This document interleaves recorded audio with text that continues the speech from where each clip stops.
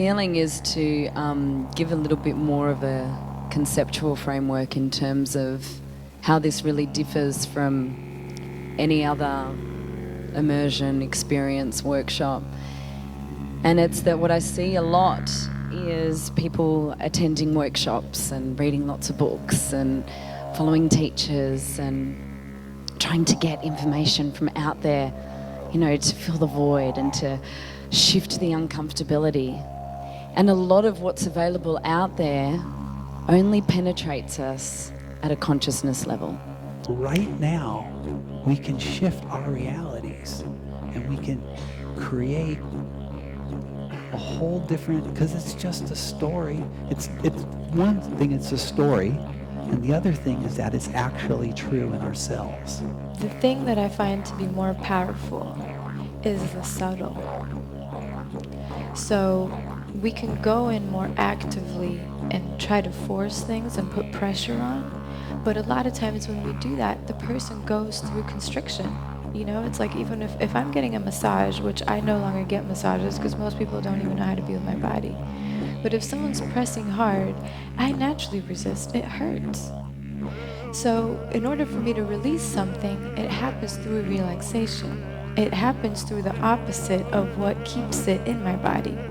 So if I hold on to these things because I'm tight and I'm holding, then naturally what is going to allow for these things to be released is the opposite. But energy is subtle. It's able to penetrate. So if I actually feel a place of constriction, or if I feel a really hard place, it's through the subtlety, it's through working with the energy that it's able to penetrate through hard places. It's not a theoretical workshop. I'm going to take everyone who comes into that moment. I'm going to show you how to access it, how to feel what the egg and sperm were feeling, and how that's affected your life path, your personality. We're going to start to open that up and transform it. This piece of marrying the divine masculine and the feminine within us, and the potential for really deep, ecstatic bliss, and, you know, moving into the fullness of our full luminous body potential and moving into sacred union, requires us to be in that state with ourselves. And then when we're fully experiencing that ecstatic bliss of and union of Shiva and Shakti within our own bodies, and then when we meet each other in that state. Yes! Yes! Ah. And a little shake. Come on, just shake it. If you've got titties, shake them. If you've got a butt, shake it. Just give it up. Let it go a bit. Relax. Ah. Because the thing about sex and being good at it, you need to breathe, and you need to move, and you need to make sound. And then you might not have to come to conferences like this anymore. It's really easy. Not only are we born of sex, but we're actually experiencing pleasure in the womb during the third trimester. We were caressing ourselves into arousal, which shows that our sexual energy, it's our life force energy. That's what we're here to experience, and we're here to live as orgasmic beings, not just in the bedroom, but in all of our interactions in life. And the problem is that for most people, they don't know how to tap into that orgasmicness, and sex is a really great vehicle to help learn how to do that. Inviting and welcoming in any sensation that wants to move.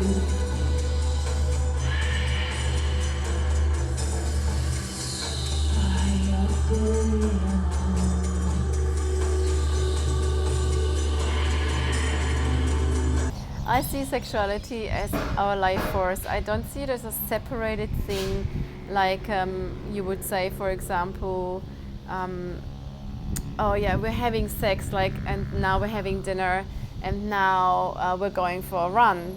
For me, sexuality is our Kundalini energy. It's the vital force that runs through our body, and it's also who we are. So the closer we get to that, and the more we let that infiltrate into our life, recognizing that it's not only linked to penetrative act of lovemaking and having an orgasm, but that it's so much more.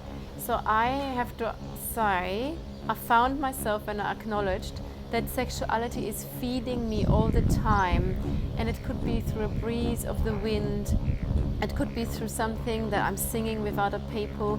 It's that blissful force that runs through me. I call it Kundalini energy or Shakti energy, and that's what sexuality is to me. And I thought sexuality was something you did in the evening for an hour or 2 hours, and that was that. Well, sexuality is so much more. You know, some people talk about procreation like it's a negative thing. Procreation is the driving force in everything. And all the traditions say that it's designed to, just in our 24-hour metabolic cycle, we produce all kinds of toxins in the body. So orgasm is designed to clear all the metabolic waste out of the body. Isn't that fantastic? So if you like orgasm and you like to heal, the combination of the two is what it's going to be about. I'm going to take you through a bit of a journey with it, about physical orgasms to full body orgasms. Also a bit of a journey about how I became orgasmic after not having feeling from the waist down for 18 months. And the piece that I'd like to share with you is, I call it an orgasmic radiance ritual, because for me it's an invitation to experiment and explore what orgasmic is for each of us. We're going to explore the world of sensual, essential oils, foods, and lavishing the body in self-love and connecting to our inner beloved. And in doing so, we're going to connect to our physical manifestation of the body. So we're going to have a little play. There's lots of raw chocolate to eat and other sensual delights. So I look forward to sharing with you all. Think deep down, there's so much humour in sexuality. And I don't know if you know this, ladies, that when you laugh, you probably do being here, your vagina kind of pulses in and out. So clearly, if you laugh a lot, you are in shape. If it's the only thing you do, just don't laugh too much during sex because you'll force him out. I'll send someone to the wall. Every woman has a capacity, when she's birthed herself as a woman, as a goddess, to birth any man that's in her circle of life experience. So it's not about just her partner, or it's not about, you know, heterosexual relating. It's nothing to do with what your sexual preference is, but that is our gift as a feminine, is to birth whatever we choose to birth on the planet, but the essence is to birth the God in every man. Knowing how we can lovingly dominate another person to take them to places they could not go by themselves. Allowing us to be taken to places we couldn't go by ourselves. I've loved the fact that people have been able to present information from all journeys that they've come from, whether they've been Tantra, BDSM, heterosexual, queer. Queer people have been sexual pioneers forever. So the rallying chant goes, we're here, we're queer, get used to it. I felt everyone came with their heart and really came to be here because they want to be here. It's a different reality where we are living our truth, and we are here to really fully express this human journey through love. There's a whole group of people here who are absolutely shining in their brilliance, who go through all sorts of journeys through this conference and previous conferences, and who have an experience that means that they can never see the world the same way again. And that's from inspired speakers and presenters. And it's also from the fact that they simply choose to be here and to experience this and to investigate. We went through a sort of process where we were touching the women's chakras, and at the very end, we reached the end of the process. The leader said, now bow down to the woman.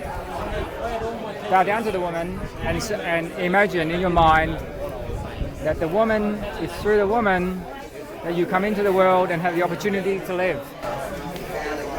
And that really touched me. And it brought me to tears. They're prostrated before the woman and considering that thought. Did that change you in some ways? I think it was a healing experience for me, a healing moment. Yes, I think it was. A corrective experience. Yeah, I think it was. It was a beautiful moment, yes. It's really given me the opportunity to get more in touch and familiar with the different types of textures between people, and just the different types of movements of different people appearing before me, and the movements within even individual people when I meet them. How in tune that is with the rhythm that's within me. And this is something that I guess we all know to a certain extent, but to feel this really days at a time, it just really brings you so much deeper into the embodied state of that intellectual fragment. Did it change your view of sexuality? No, it didn't change my view on sexuality. It just peeled off the layers of what needed to be peeled off, for whatever I already knew inside. Yeah. Beautiful. Thank you. The conference was an amazing opportunity to just drop into the self and just be exposed to things that perhaps we wouldn't normally be exposed to in our everyday lives, and rub shoulders with people who are inspiring and who are living this life with integrity and authenticity. And hopefully now I can take what I've experienced here and bring it back into my own life and bring it back into my own body and share that with others. What's the best thing you've had that happened to you? The youth stream was amazing. This is the first time that the youth stream has been run at a conference. And I really think that this is birthing something new where 16 to 25-year-olds are exposed to more conscious relating experience. And I think that was phenomenal to be part of that and to watch young people express, run it themselves with elders holding space. But they were the ones that created this space, and it was incredible to watch. I thought this conference was amazing. It was so great to see as a young man, like so many powerful God and goddesses radiating their truest being. For me, I saw a lot of what I potentially want to strive towards, and it's my own, coming into the wholeness of myself. As a young man, I saw a lot of elder gentlemen that are really radiating both the feminine and the masculine in perfect balance. And that's what I want to discover within myself and grow into. And it's hard to find that when you don't have people in your life that are really inspiring that for you. Coming to this conference, I actually found a lot of myself and saw a lot of my potential self in them. Being a volunteer here, I'm just so lucky to be involved here in this beautiful, beautiful heart space. Why? What did you get from this conference? Oh, I got so many amazing things from this conference. Like? Love, kindness, space and comfort. It's got to give enormous credit to the beautiful Marianne Elliott, who asked me to come to MC her event and who's created a really superb event that's built on that basic premise of love. Love holding us all in the best way that it possibly can, in a way that we can't manipulate, we can't change, we can't uncreate. I do feel that it's been my calling since I'm a little child. I've always felt I wanted to work around opening the heart of people and showing them that there is a lot of freedom and bliss in existence itself. And the opportunity is now here for me to do this after I had a separation 2 years ago, which actually did break my heart, but also broke my heart open. The highlight for me is when the energy takes over. That'd be like a workshop and we do exercises and people start to understand what's possible in the energy, and then they take over the part of the workshop and the energy takes over and suddenly we are all creators. Well, usually it looks very joyful, lots of laughter, lots of release, of anything stuck, and there's just like a moment of enlightenment, of total freedom and bliss.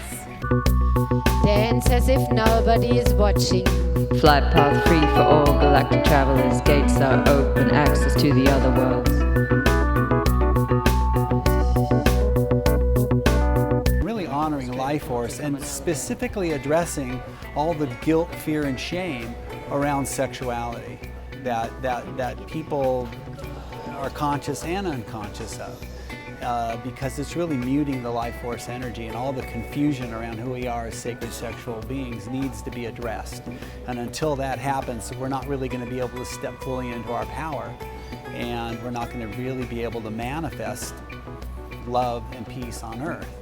So there's a lot of great consciousness work out there. There's a lot of great meditation, a lot of great yoga, a lot of great things. But in general, even in the spiritual communities and consciousness communities, people are still afraid of sexuality. They're afraid to address these issues. They're afraid to support people in healing their confusion and their misunderstandings around who we are as sexual beings. And until that happens, we're not going to be able to really shift the consciousness on the planet.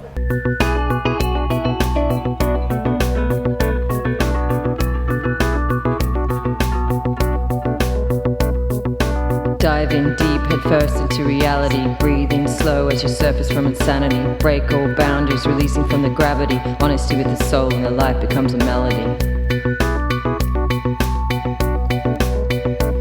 And more than information, it's really about embodiment. It's really about people really embodying their spirituality and embodying it all the way, full chakra, so that their passion is moving with their spirituality, and that kind of power and that kind of presence is unstoppable. Shiva Shakti, alchemical divine union.